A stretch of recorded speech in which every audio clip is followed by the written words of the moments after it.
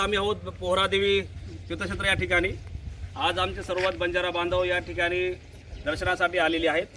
खरं तर आपल्याला माहिती आहे की या पोहरादेवीच्या या परिसरामध्ये या देशाचे पंतप्रधान नरेंद्रजी मोदी यांच्या हस्ते मोठा गाजावाजा करत या नगारा म्युझियम सेंटरचं उद्घाटन या ठिकाणी करण्यात आलं। आम्हाला तेव्हा असं वाटलं होतं की देशाचे पंतप्रधान नरेंद्र मोदी यांनी या म्युझियम सेंटरचं उद्घाटन केलं आणि खऱ्या अर्थानं बंजारा समाजातले जे आमचे भाविक आहेत यांना कुठेतरी याचा फायदा होईल, यांचा लाभ होईल, यांना कुठेतरी यांचा विकास यांना चांगलं दर्शन करता येईल, माहिती घेता येईल। परंतु दुर्दैवानं आज या ठिकाणी आल्याच्यानंतर असं मला असं कळालं की हे नगारा म्युझियम सेंटर जे आहे पोहरादेवीच्या परिसरामधलं या पाहण्यासाठी यांच्या संस्थानाच्या वतीने या ठिकाणी 200 रुपये फीस आकारण्यात आलेली आहे। खरं तर ती अतिशय दुर्दैवाची बाब आहे।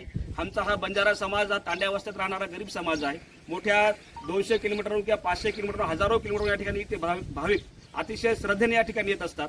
परंतु अशा प्रकारे जर बंजारा समाजाचे ज्या ठिकाणी जे पूर्ण वास्तू ठेवण्यात आलेले आहेत ते जर वास्तू पाहण्यासाठी नगारा म्युझियम सेंटरमध्ये 200 रुपये आकारणी होत असेल तर मी सर्वप्रथम आपल्या सर्वांच्या वतीनं या नगारा म्युझियम सेंटरचं जे ट्रस्ट आहेत की त्यांच्या पाहण्यावर देखरेख करण्याची समिती असेल किंवा कलेक्टर असेल किंवा कोणी तालुका अधिकारी असतील यांचा या ठिकाणी जाहीर निषेध करतो आणि अशा प्रकारची मागणी करतो की आमचा हा तांड्यातला जो गरीब बंजारा समाज आहे, जो सदाळू समाज आहे, ज्यांची आस्था पोहरादेवीवरती आहे, या म्युझियमवरती आहे, अशा लोकांना अतिशय आपण कमी दरामध्ये जो मजूरदार वर्ग आहे ज्यांचा रोजचा मजुरीचा पगार 200 रुपये आहे, अशा पद्धतीने 200 रुपये खर्च करू शकत नाही, तेव्हा कमीत कमी दरामध्ये किंवा किंबहुना निःशुल्क दरामध्ये आपण हे जे नगारा म्युझियम सेंटरसाठी आपण या ठिकाणी सुरुवात करावी।